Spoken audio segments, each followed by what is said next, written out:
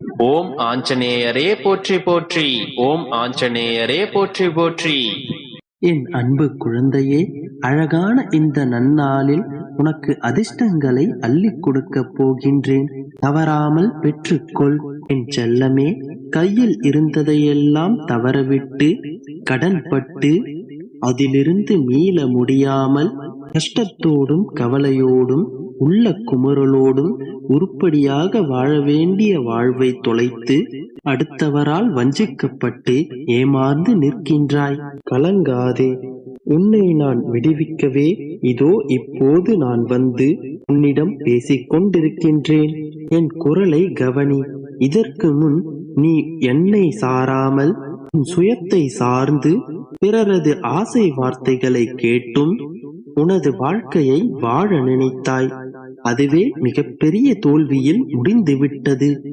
நீ சிரிக்க சிரிக்க எதிர்பார்ப்பை மட்டும் மிச்சம் வைத்துவிட்டு கையில் இருந்தவை எல்லாம் கரைந்து போயின.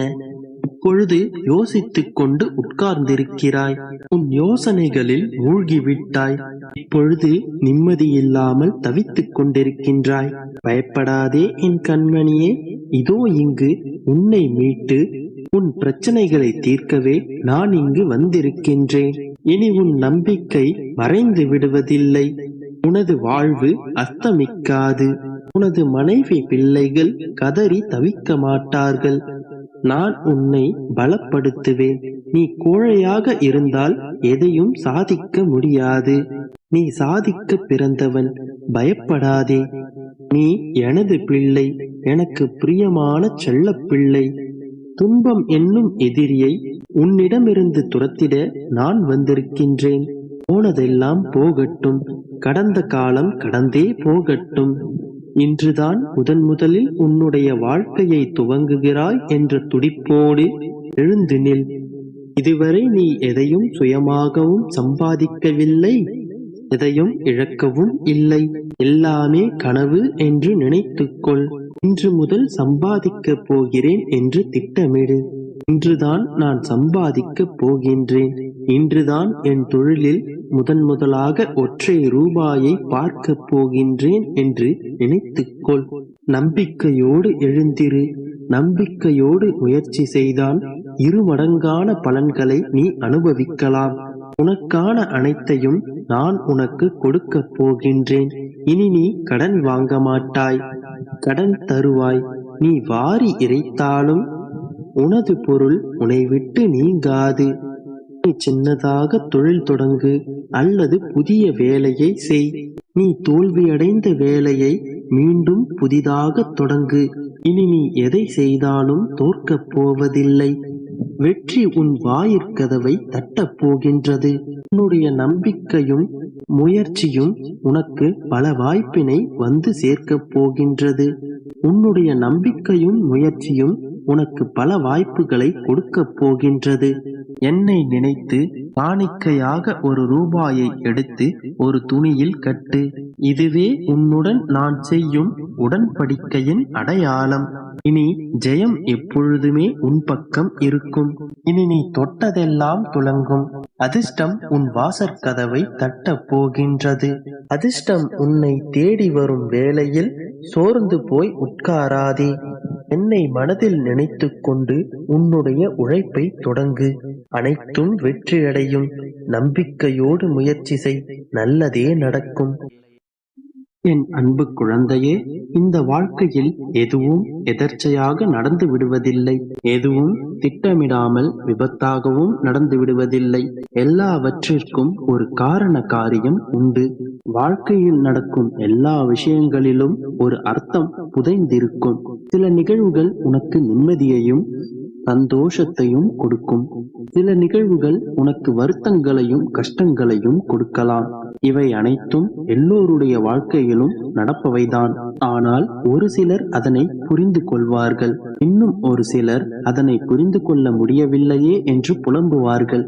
எல்லாவற்றிற்கும் ஒரு காரண காரியம் உண்டு, அர்த்தங்கள் உண்டு என்றால் என் வாழ்வில் நடந்த எதிர்மறையான நிகழ்வுகளுக்கு ஒரு காரணம் உண்டா? அத்தனை பாவங்களை நான் செய்து விட்டேனா? அத்தனை கர்ம வினைகளை சுமந்து கொண்டிருக்கிறேனா என்று மீண்டும் கேட்பாய். எனக்கு தெரியும். சரி, ஒன்றை கூறு. உன் வாழ்க்கையில் இப்பொழுது நல்ல நிகழ்வுகள், கெட்ட நிகழ்வுகள், உனக்கு நன்மை தருபவை, தீமை தருபவை என்று எதை கொண்டு பிரித்து வைக்கின்றாய்? உன்னை சுற்றி பல நிகழ்வுகள் நடக்கின்றன. அவ்வளவுதான். அவை நல்லவையா கெட்டவையா என்று உன்னால் எதுவும் முடிவு செய்ய முடியாது. ஏனென்றால் அது தற்போது கெட்டவையாக தோன்றலாம். ஆனால் பிறகு உன் வருங்காலத்தில் அதுவே ஒரு நல்லவைக்கான வித்தாக அமையும். ஒரு குழந்தை தன் தாயிடம் அழகான கத்தி வேண்டும் என்று அடம் பிடிக்கிறது. ஆனால் அந்த தாய்க்கு தெரியும் அந்த கத்தி ஆபத்தானது என்று. அதனால் தாய் கத்தியை தருவதற்கு மறுக்கிறாள். ஆனால் அந்த குழந்தை விடுவதாக இல்லை, அடம்பிடித்து செல்கின்றது. அது ஆபத்தானது என்று எடுத்து கூறினால் அதை ஏற்றுக்கொள்ளும் மனப்பக்குவம் அந்த குழந்தைக்கு இல்லை. இப்போது அந்த தாய் அறிவுரை கூறி பார்க்கிறாள், செல்லுபடியாகவில்லை. எனவே சரி, நான் உனக்கு பிறகு வாங்கி தருகிறேன் என்று சொல்கிறாள். இதனால் அந்த குழந்தை சமாதானமாகும் அல்லது காலப்போக்கில் மறந்துவிடும். இதுவே அந்த தாய் எடுத்த முடிவு. அப்போதைக்கு அந்த தாய் இதை வைத்தே சமாதானப்படுத்துகிறாள். அப்படியும் அந்த குழந்தை கேட்கவில்லை என்றால் அந்த தாய் இப்பொழுது என்ன செய்ய வேண்டும்? தான் பெற்ற பிள்ளை தன் கண்முன்னே கண்ணீர் வடிக்கின்றது அல்லது அடம் பிடிக்கின்றது. அதனால் அந்த தாய் கத்திக்கு பதிலாக பாதுகாப்பான வேறு ஏதாவது விளையாட்டு பொருளை கொடுப்பாள். அந்த குழந்தை மனதை மாற்ற முயல்வாள். அந்த குழந்தையை பொறுத்தவரை இது ஒரு சோகமான முடிவுதான். தான் கேட்டது தனக்கு கிடைக்கவில்லை என்று அந்த குழந்தைக்கு தோன்றும். எனவே இந்த நிகழ்வு தனக்கு துக்கமான ஒரு நிகழ்வாக அந்த குழந்தை கருதும். ஆனால் உண்மை என்னவென்று உனக்கு புரிகின்றதல்லவா? ஒரு ஆபத்தை தன் குழந்தையிடமிருந்து தள்ளி வைத்திருக்கின்றாள். இதை 1000 முறை 1000 வழிகளில் அந்த குழந்தைக்கு எடுத்துச் சொன்னாலும் அந்த குழந்தைக்கு புரியாது. அதற்கான மனப்பக்குவம் அந்த குழந்தைக்கு இல்லை. சிறிது காலம் சென்ற பின் அந்த குழந்தை அதனை புரிந்து கொள்ளும். ஆனால் அதற்காக அந்த குழந்தை அந்த தாயிடம் சென்று நன்றியோ மன்னிப்போ கேட்பதில்லை. இதுவே வாழ்க்கை. ஆகையால் உன் வாழ்வில் நடக்கும் நிகழ்வுகள் அனைத்தும் நன்மைக்கே என்று எடுத்துக்கொள்ள பழகு. எல்லாம் நன்மைக்கே. இப்போது இந்த நொடி உன் வேண்டுதலை முழு நம்பிக்கையோடு என்னிடம் கூறு. அதை நான் முழுமையாக நிறைவேற்றித் தருகிறேன். முழு நம்பிக்கையோடு இரு. நல்லதே நடக்கும்.